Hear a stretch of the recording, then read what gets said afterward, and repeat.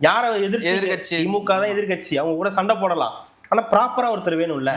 அப்போ 75 வருஷ கட்சிக்கு 2.5 வருஷமே உள்ள ஒரு கட்சி ஒரு ரூட் போட்டு கொடுக்குது.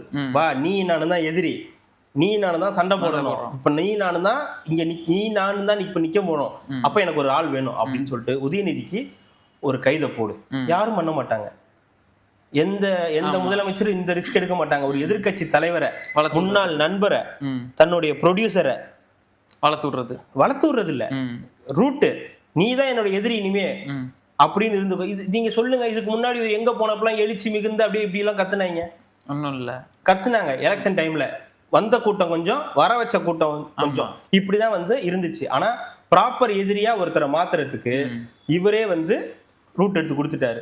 பிளஸ் அந்த ரூட்டு, அந்த கைதுன்றது நல்லதுக்கானதா இருக்கக்கூடாது, கெட்டதுக்கானதா இருக்கணும். நான் தான் உன்னை எலிவேஷன் கொடுக்க போறேன், ஆனா உனக்கு அந்த எலிவேஷன் இருக்குல்ல, அது எதுக்கானதா இருக்குன்னு தெரியணும். ஈஸியா அடிக்கிறதுக்கு ஈஸியா இல்லையா? அப்பாவா இருந்தா கூட கொஞ்சம் அடிக்கிறதுக்கு இதா இருக்கும். உங்களை வளர்த்து விட்டு நீ ஒரு தலைவர் ஆகிட்டேன்னா உங்களை அடிக்கிறதுக்கு அடுத்த தேர்தல் ஈஸியா இருக்கும். வழக்கு சொல்றேன், நீ போனதா உன்னை கைது பண்ணதான், ஆனா நல்லதுக்கு கைது பண்ணல, நீ பேசின ஆபாசத்துக்காக உன்னை கைது பண்ணன்றதான் ஹிஸ்டரியில இருக்கணும்னு சொல்லிதான் அமுச்சு விட்டாரு. உண்மையாவே எலிவேஷன் கொடுத்தாங்க திமுக காரங்க. அவங்க எல்லாம் அங்கெல்லாம் போற இடத்துல வர இடத்துல ஒரு வெளியே வந்தப்பெல்லாம் பயங்கரமான எலிவேஷன் கொடுத்தாங்க. ஆனா அந்த எலிவேஷனுக்கு காரணம் சிஎம். நீ வா, நீ வெளியே வா, இனிமே நீ நானும் தான் சண்டை போட போறோம், உனக்கு எனக்கு தான் காம்படிஷன் இருக்கு, வேற யாரும் கிடையாது. அண்ணாமலை வந்தாலும் சரி, அவர் வந்தாலும் சரி, எடப்பாடி வந்தாலும் சரி, இனிமே எதுவும் கிடையாது.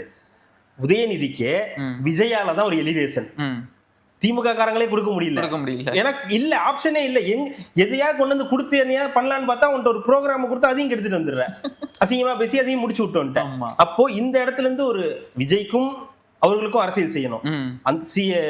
தனக்கு ஒரு எதிரியும் வேணும். அட் த சேம் டைம் இது ஒரு நல்லதாகவும் இருக்கக்கூடாது. இன்னொரு பக்கம் யாரும் அரசியல் நம்மள டார்கெட் பண்ணக்கூடாது, எனக்கும் உனக்கும் தான் போட்டி அப்படின்றத பக்காவா பிக்ஸ் பண்ணி அழகா செஞ்சு விட்டாங்க.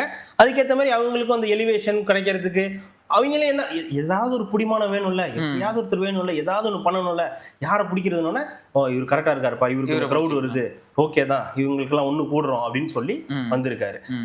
உதயநிதிக்கு அரசியலுக்கு ஒரு வெளிச்சம் கொடுத்திருக்கார் விஜய். இது நீங்க மறுக்கலாம். உதயநிதி தெரியுமா, அவருக்கு முன்னாடி அரசியல் எல்லாம் வந்தாரு. இன்னைக்கு வரைக்கும் என்ன ஸ்பீச், ஸ்டாலின் அவர்களின் பையன், கலைஞரின் பேரன், அவ்வளவுதான். ஆனா இன்னைக்குதான் விஜய்க்கு ஒரு காம்படிட்டர் உதயநிதி, உதயநிதிக்கு காம்படிட்டர் விஜய் அப்படின்ற இடத்துக்கு நகருது. இது ஒரு நல்ல அரசியலா இருந்தா நல்லா இருக்கும்.